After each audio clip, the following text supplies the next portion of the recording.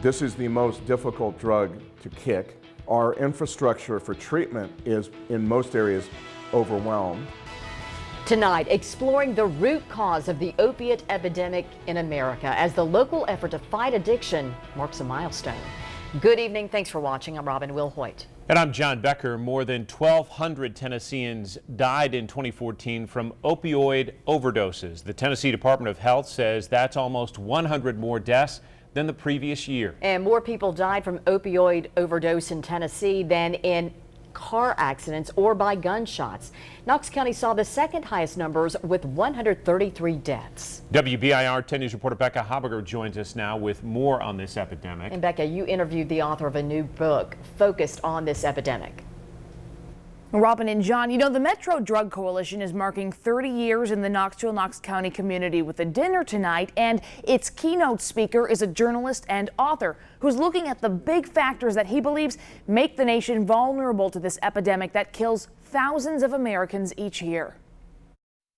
I wanted to put myself in the position of a parent who had lost a child and who doesn't understand why. Sam Quinones is a journalist and author of the new book, Dreamland, The True Tale of America's Opiate Epidemic. Pharmaceutical marketing was a huge part of why this happened. Pharmaceutical marketing, particularly in the late 90s, early 2000s, used the idea, spread and pushed by certain pain specialists, that opiate painkillers, Vicodin, Percocet, later OxyContin, of course, were non-addictive when used to treat pain.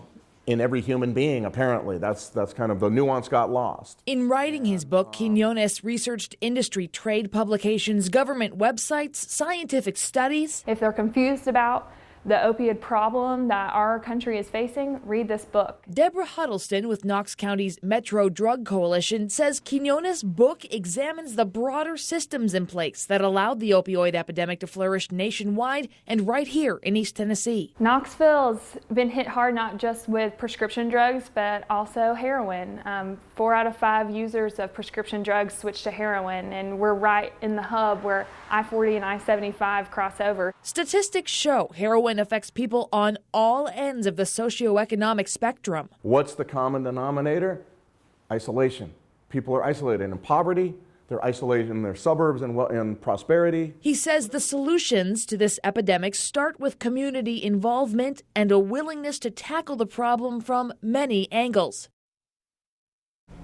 And WBIR's own Robin Wilhoit will be emceeing the Metro Drug Coalition's 30th anniversary dinner tonight. Check out the 10 News Night Beat to see some of that and what keynote speaker Sam Quinones had to say to top Knox County officials at the event. Robin and John.